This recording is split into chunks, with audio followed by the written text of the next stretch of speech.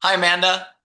Hi, Josh. What are we going to talk about today? Well, I want to imagine that you are the CEO of a tech company and you like rock music. So you go to a Coldplay concert and maybe you take with you your HR director who you might be having a, let's say, consensual but secret extramarital romantic relationship with. And then all of a sudden, before you know it, you're cuddling, listening to the wonderful music, and then you're on the kiss cam. And now what you thought was private from your spouses, from your company, from the world is now known to everybody. Of course, I'm talking about the Coldplay astronomy scandal. And as employment lawyers, we have a lot of thoughts about this. So, Amanda, tell us some of them.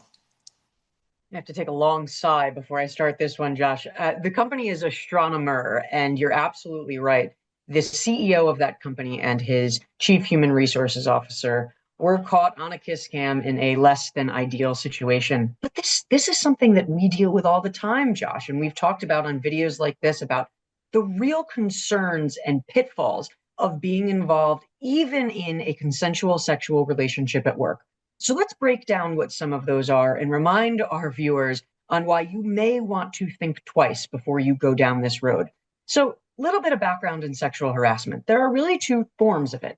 There's quid pro quo sexual harassment, which means, hey, if you sleep with me, I will give you X, right? And then there's just sexual harassment, which is any unwelcome or unwanted sexual conduct, talking, joking, whatever it is, you name it in the workplace that makes you uncomfortable and interferes with your ability to work. So you may say, well, if two people are involved in a consensual sexual relationship, none of that's happening, right? Wrong. These things can really change and they can change quickly. Think, for instance, of a CEO and a subordinate. If the relationship goes south and the subordinate starts to say, you know what, I really felt pressured to be in that relationship in order to continue my employment. Well, that's textbook quid pro quo sexual harassment. And that company can be liable for that conduct and the effects from it. Think also if the relationship ends and either one of the parties says, well, I ended the relationship and so is continuing to pursue me in the workplace. These are real issues that can come up, that can be liability for an employer, and that can cause really significant and severe emotional distress to either of the parties involved. Let's think about it from a practical standpoint. This CEO is making a whole heck of a lot of money. That's gone because after an investigation began, he resigned from his position from a company that my understanding is he all but started. Then you have to think of the reputational harm that has caused this individual when they go out and try to seek employment elsewhere, not having anything to do, of course, with the divorce and other things that he's dealing with on a personal level. And for the chief human resources officer, she is now subject to an investigation into her conduct.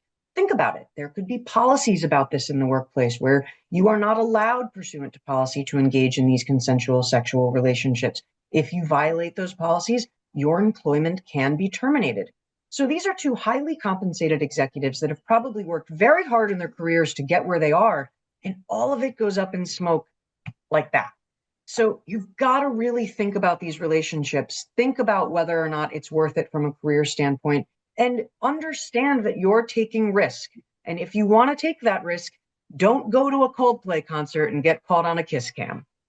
Well, that advice maybe feels a little bit targeted, Amanda, to just these two people. But I think more generally, what you're saying is think really carefully before you bring sex into your workplace because it can have all kinds of consequences you haven't thought of. And that applies to all kinds of working people, not just executives at very valuable tech companies.